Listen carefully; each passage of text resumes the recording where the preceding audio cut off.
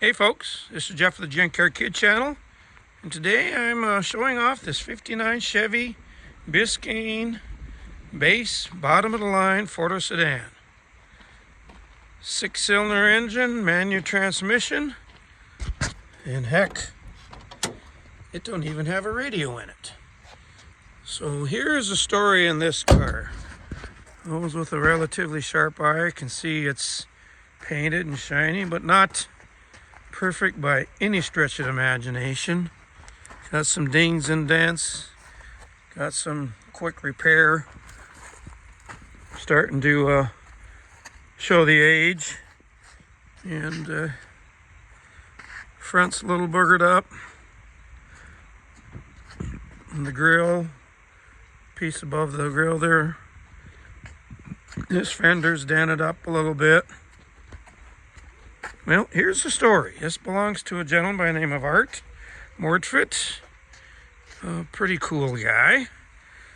The reason I say that, he's spent most of his life living up above the Arctic Circle. Also, he's a guy that has over 7,000 hours of flight time in mainly single-engine airplanes. And if anybody of you are aviation buffs, especially small airplane guys, Google the Polar Pumpkin, because he is, to date, and maybe will always be that way, the only person in the world that has flown the same single-engine airplane over the North and South Pole. And this was his car. And I actually did the paint work and cleaned up the interior a little bit and redid the door, weather stripping, did some rust repair because both the front and back window were busted out, and I actually wound up doing some work on the engine. Started in 2001 and finished in 2002, so sneaking up on 25 years ago. And when he wanted me to paint it, he first started off by wanting just the roof painted, and then he decided, well, let's paint the whole car, but he didn't want to spend much money on it. He's not a guy that's big into fancy, shiny cars. He's more having fun flying over the South Pole and North Pole. So it wound up being a very quick, budget-type paint job.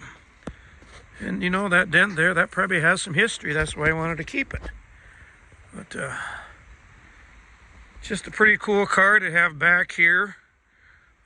He has a van he's been driving when he comes down stateside, and it wound up having a transmission fail, and he had this thing stored away. So I got it, we drug it out a couple days ago. The new fuel tank I put in 25 years ago rusted out, and got to replace that.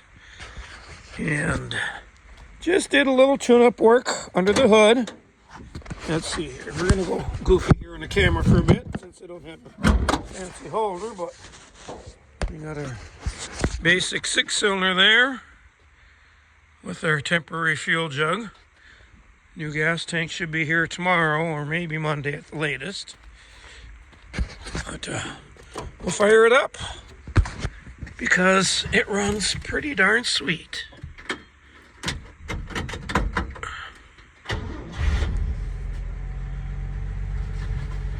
How's that?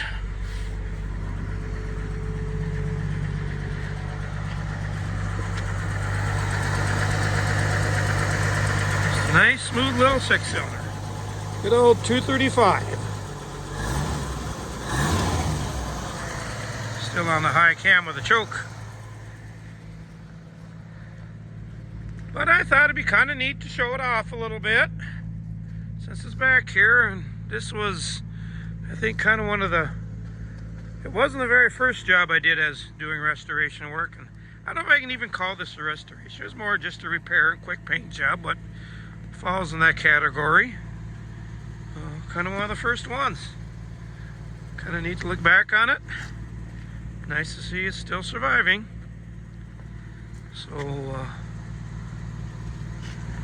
I'm gonna shut the hood in this thing and tell you what, we'll take a short drive around the loop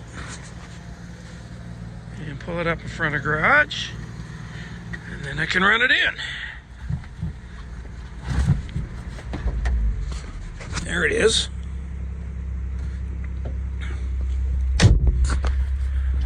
Did get all new weather stripping in it when we worked on it. All new window channeling, so it's fairly sealed up on the inside.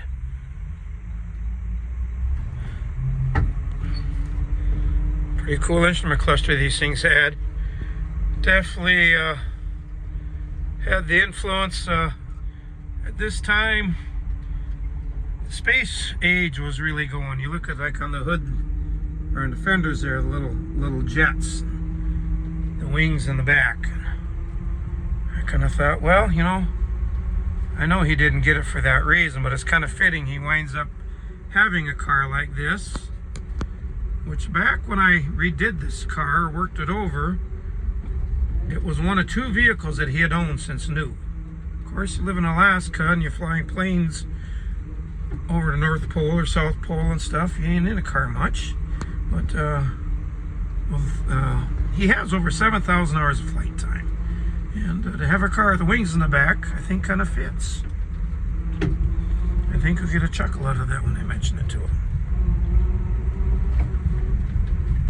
So this was one of the very early projects of J&J Repair and Restoration.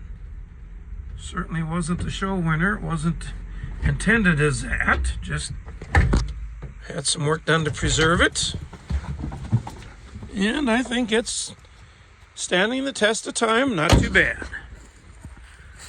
So, till next time, we will see you all later.